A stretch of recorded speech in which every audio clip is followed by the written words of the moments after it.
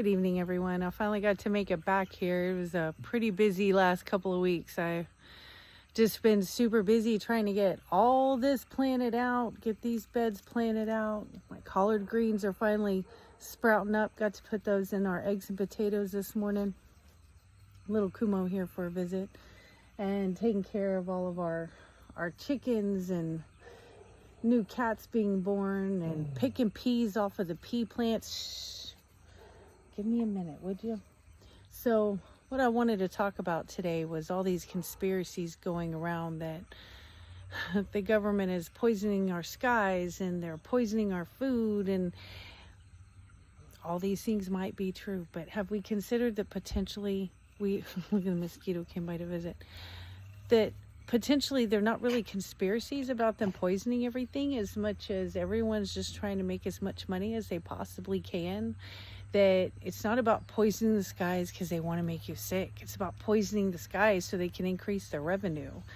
And these food companies that are putting all the food dyes and chemicals in your food, guess what?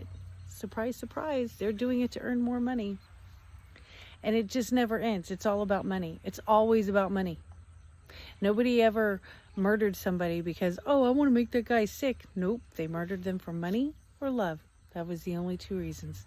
So here we are, growing our own food, which allows seed companies, who I think should be making the money, to make their revenue for the year.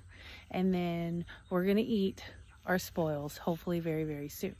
And it's going to be done without chemicals. We have managed from 5 years to never plant anything and throw chemicals on it. I will say that. But don't for 1 minute think that the government wants you sick. The government wants you overpopulated so that they can earn more money. The government wants everything overpriced so that they can earn more money. Everything is about money. It never ends. And the sad part is we don't have to contribute. We can support small business, but small businesses, they still support the government. You can support seed companies. I would have to say, at least in that degree, it actually supports you, but you don't need all the new clothes and the new shoes and the new makeup and the latest cell phone and the latest hairstyles and $80 haircuts. Some of these prices I'm seeing for hair is just, well, I mean, you could just go all natural and just let it grow out and trim it as you go. But it's not a conspiracy to destroy your health. Destroying your health is just a part of them earning more money. And I wanted maybe to come out and give some folks who maybe are worried, thinking the government's out to get them, that the government's not out to get you. You're so small on the teeny tiny pole there, they're not even looking for you. What I do want you concerned with is, where are you putting your money and who are you supporting? Because things are going to get a lot worse financially. Things are going to get a lot more difficult.